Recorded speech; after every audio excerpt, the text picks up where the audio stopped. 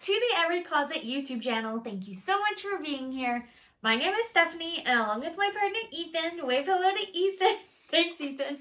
Behind the camera, we are the Every Closet team. We're two full-time resellers on Poshmark Canada, Poshmark US, eBay, Facebook Marketplace. We buy used clothes and then we sell them online for a profit. So if that sounds like something that you want to get into, or something that you're already into very deep like us, then come along for the ride, hit subscribe, hit like. So for today's video, we're gonna do a little tour of our Posh room here, what our inventory system is, what it used to be, why we don't do it that way anymore, the things that I think that you need to make it happen, and the things that you don't necessarily need, like this giant photo tent, to make it happen. And I'm just gonna go through our inventory system and show you exactly how it works. Okay, let's quickly go over the supplies that you need, and then we'll go over the system in general. Let's go in roughly step order. You're gonna need hangers. You're gonna need hangers to hang the clothes on.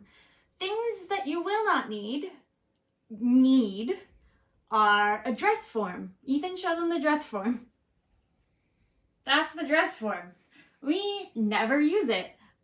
We use it only if something does not make sense from hanging on a hanger.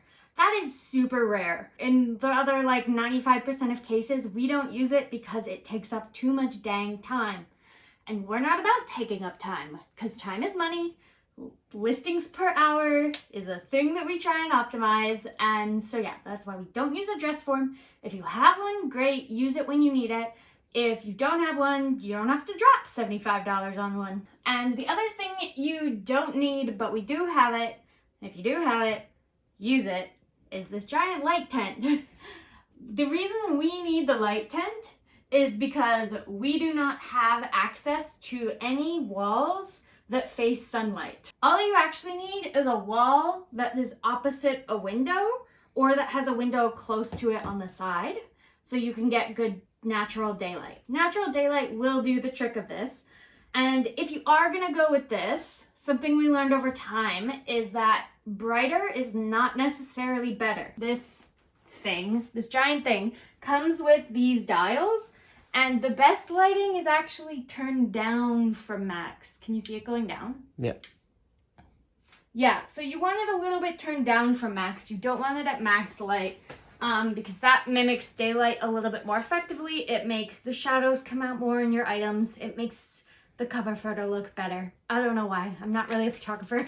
I just know that we turned it down on the recommendation of Tabs, and it made a huge difference in our photos. So if you didn't have this thing up here to hang on, we hang everything up here. I would just stick, and if Ethan could please add a photo of this for me after, just a command hook to a wall. Any sticky hook that you can connect to a wall. The wall has to be a well-lit wall, but the hook can go anywhere on it. Just make sure you can hang a full-length dress. That's how simple the photo setup can be. And then again, we use our phone. Phone has square mode. It's just easier. The supplies that I do think you need a sweater shredder, which I think is supposed to be called a sweater shaver. These can transform things from okay condition to a great, almost new condition. You need these. They're fantastic. Plus they're like $12. So yes, wonderful investment. Next, you're gonna need lint rollers, even if you don't have cats. But if you have cats, you're gonna need 1 million lint rollers. That should do you. And for obvious things, removing lint from clothes. Yep. Things I also keep with me when I'm taking photos: scissors to remove stray threads or things like that, or tags if I forgot to take them off. I always have forgotten to take them off. And I also use these two things for spot treating stains. Anything that I think I can't handle, I either get rid of, because if I can't handle the stain with one of these, I'm probably never going to deal with it. So we try not to pick up with things with stains. And if things have stains I can't handle, maybe they came from $10 bags, maybe they came from donations or something like that. Sometimes if the brand is good enough, I'll just take a picture of the stain and be like, look, it's stained, buy it anyway. And they do. These are the two stain removers I use. Obviously a Tide to Go pen is a bit of a nuclear option. Don't use this on finicky fabrics. Now this stuff is insanely awesome, and I don't want any of you to go out there and buy it because it's always sold out on Amazon, so don't listen to me, but I love this stuff. It's an instant stain remover, and it's like actually does that. There are times when I'm like, oh, there's a stain, and I will spray. I'm not gonna do it now because this is gold. I'm not gonna waste any. I will spray it on the stain, and the stain just disappears before my eyes, and I'm like, what the F just happened? This is the devil's juice, and anyway, you get it on Amazon.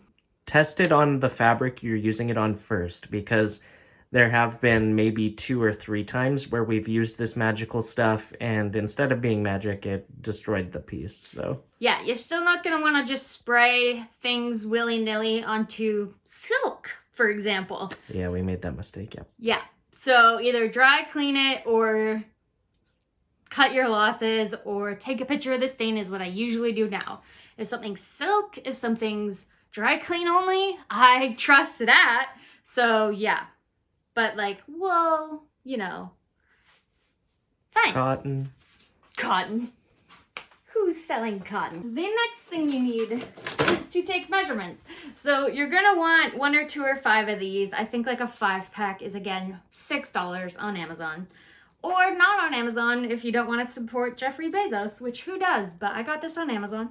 Look, it's a measuring tape, but it's flimsy. Very good. Keep a few of them around because you'll lose them. And then to take the measurements, it is my absolute highest recommendation that you use a dry erase board to take measurements.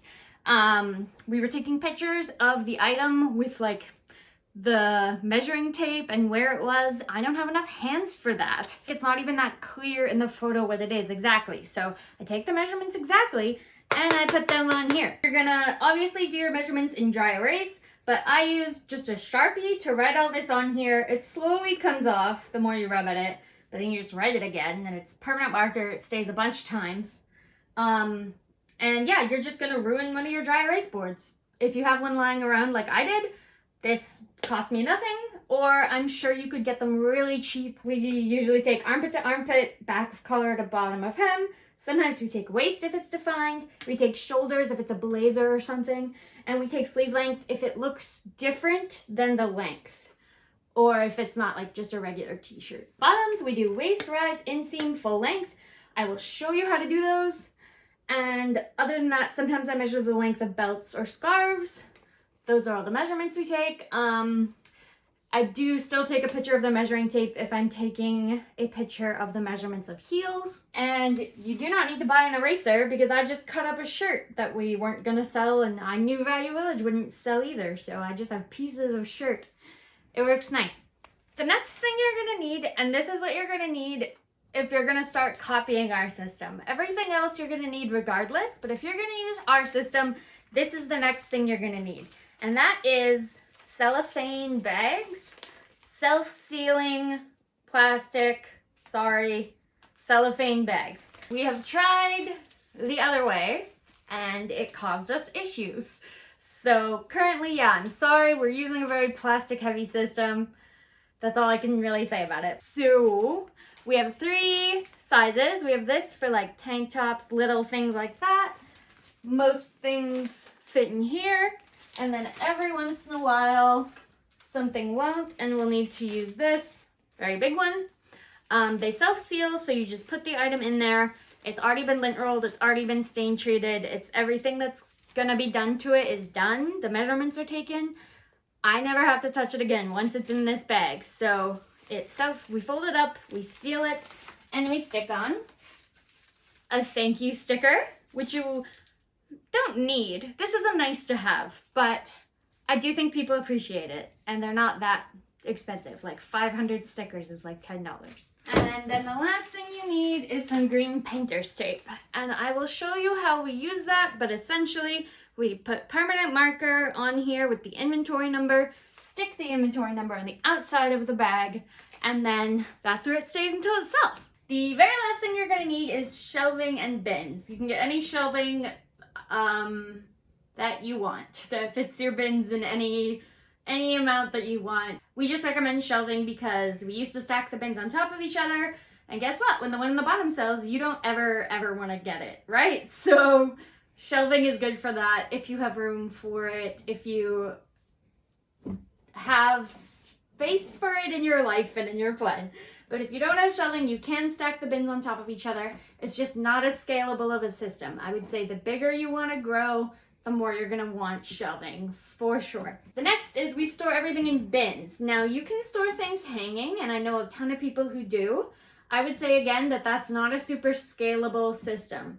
We could scale our current system up to infinity number of clothing items. Currently, we store everything in the bins other than shoes. We don't put things in the bins that are too bulky and would take up like half the bin, most jackets, etc. Those we hang in various places throughout the apartment. We are constantly adding more places to hang things because we need a lot of hanging space. And the last thing we don't put in here are jeans because they just have their own bin. They always have, they could go in here, but they're just a little bit too big for this medium bag. And they're a little bit too small for the big bag. So that's kind of why they got their own bin, is they just weren't fitting perfectly into our bags. But yes, these are the bins we use. They're from IKEA. There is the product number. Thank you, Ethan. I highly recommend these bins. They fit somewhere between 15 if you're like bulky sweatering it to 25 items. That is a nice sweet spot. 20 items per bin is about the max you want to do per bin. Maybe 25 is the max. The more items per bin, the longer you're looking for the item in each bin. And we used to keep 50 items per bin, and we would look for up to like 10 minutes in the bin. And then you're rearranging everything, you're pulling everything out. It's such a waste of time.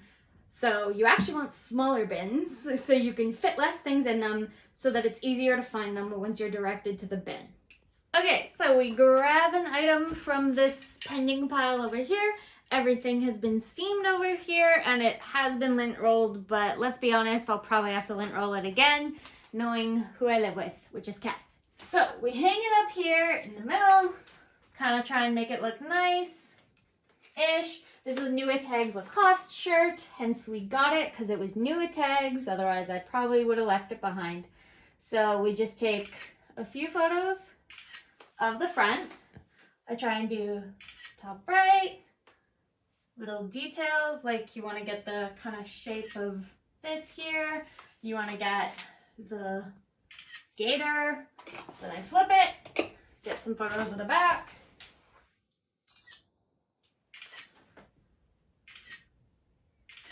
And then you want to get a photo of all the tags. You can always not include some, right? But you want more photos. And then if you don't need to include any, you just don't. So we got the size tag. We got the fabric tag down here, both sides. And then since this is New Tags, I'm also going to get all of these tags, which should hopefully tell me the style name so that I can find some stock photos. So those are the photos I take before measurements. Now let's take some measurements. So we have our flimsy tape here. And we're gonna take the armpit to armpit. So you want the armpit to armpit to, you don't actually want to stretch the material at all, but you want it to be as flat as it goes because someone has to fit their body into these measurements, right? So you want it to be like an accurate portrayal of like the length from here to here. So if you lay it flat but aren't stretching it, is 20 inches armpit to armpit, and then the back of the collar to the bottom of the hem is 26 and a half. So then I just go over here and I write 20 and 26.5 in my dry erase marker. Now, this is where the inventory system comes in. Pay attention. Now what I'm going to do is I'm going to go over here to one of these numbers that I set out earlier. I'm going to pick one. I pick 824 and I write that down in the inventory number spot. Ow, that hit my foot. You take a picture of the measurements, the inventory number, and the items so that you can clearly see all of them. That's good. And then that's the last photo that we take, and we'll include it in the photos most of the time with our photos, and we'll also include the number into the SKU at the bottom of the list. From there, this item is done with. You do want to check it for flaws, because as good as we all are in the thrift store, nothing's as good as under the light. Then we fold it nice. This material doesn't really have lint stick to it much, so you're not seeing me lint roll it. That's a function of the material.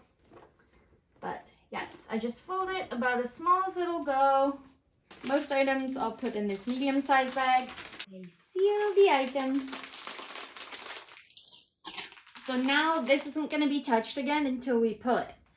And so it gets a thank you sticker on the seal to make it like, look, it's sealed, it hasn't been opened.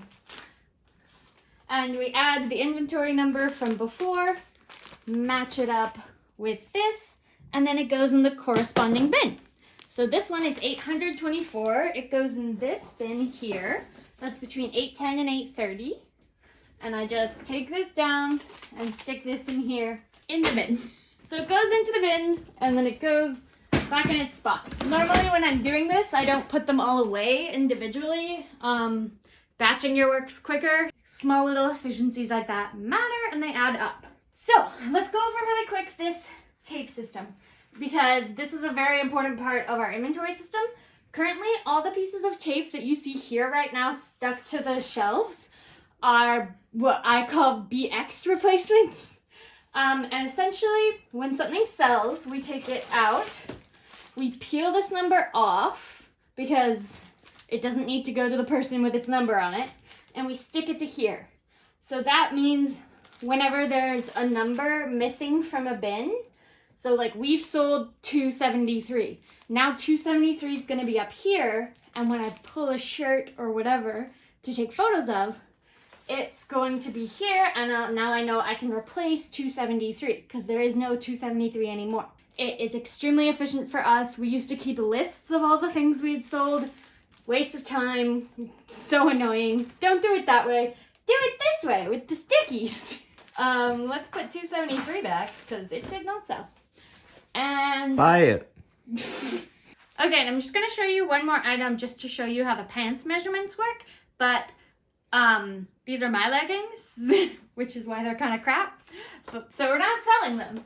But I just want to show you how we take pants measurements. So the waist across is the top band. It's pretty obvious. Again, you lay it flat, but you don't stretch the material. And then the rise is from the crotch to the top here. So it meets at this little point in the middle. Wow, these are garbage. And then from that point you were just at to the bottom here is the inseam. And then from just the top to just the bottom is the full length. And then we would write those measurements here, bag it as a different number than this, and put it in the inventory system. Things that are nice to have that you do not need to have. 1, a giant clothing rack. This is very nice to have, but you don't need it. 2, something to put under your feet. We stacked 2 yoga mats down here, and it has saved me from giving up on taking photos. As you can see, you need about 1 million hangers, so that should be enough. Yikes. Other things that are nice to have, again, the thank you stickers. I really like this rolly cart. I always put this on here, and I can just leave it anywhere in the room, which I find very convenient. And of course, the photo tent is a nice to have, as well as the ring light. But you don't need either for photos if you have sunlight. But if you don't have sunlight, you actually might need this, or some other type of professional lighting, because lighting is very important. Your cover photo is very important for selling an item. You want to make the item look as good as you can in that cover photo, and then you want to go deep down into the flaws in all the subsequent photos. So the inventory system we used to use that we don't use anymore was similar. We also used to use bins, but as I mentioned, we used bigger bins, which I think is a huge mistake because then you're going to be digging through that bin for a while. Another thing we did differently is we stored everything. We were hoping, to cut down on waste, and we stored everything in an open poly mailer. So we would stick every single item in an open poly mailer, and if it didn't sell in a bundle, the idea was just then we would seal it and ship it off. The reason that didn't work for us, A, is because we live with cats, so invariably, because they were stored in open poly mailers, there's just cat hair everywhere on our apartment. Like, it just seeps into everything. The bags not being sealed caused problems in terms of quality.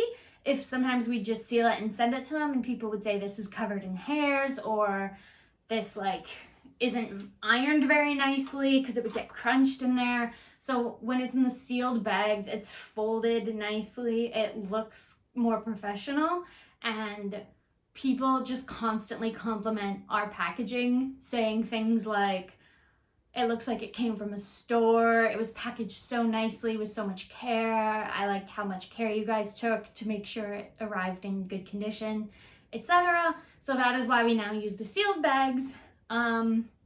Additionally, we used to have to pull things out whenever someone asked for measurements. We didn't used to measure every single item. Sometimes people ask for more specific measurements. If I haven't taken them, I cannot give you them. So if they're not in the description, I'm likely not going to be able to give you them unless it's a hanging item. I can go grab it and I can go take that extra measurement. Say sometimes people want the opening of a leg or something like that. And in the jeans bin, I can go grab that, but I cannot go grab that from the sealed bins. They're sealed and they're one touch. Unless it's if it's expensive enough, I will go rebag it. It's just wasteful, so I try not to. That makes it more of a one-touch system. The other system was clearly intended to be one touch, but it ended up being many touch because the bags weren't sealed. They're safe until they're going to their new home, which is what we want. It makes it really easy, especially as you scale up. If you're dealing with so many items, we have 1,500 active listings most of the time around there, and keep storing 1,500 items, keeping track of where they are, making them all stay in good condition. It's just not feasible to hang everything, especially in a 2-bedroom apartment. We can store these bins vertically, they go to the ceiling. If we were hanging, we would have to take up this whole room plus 4 more rooms like this size, and we don't have that space.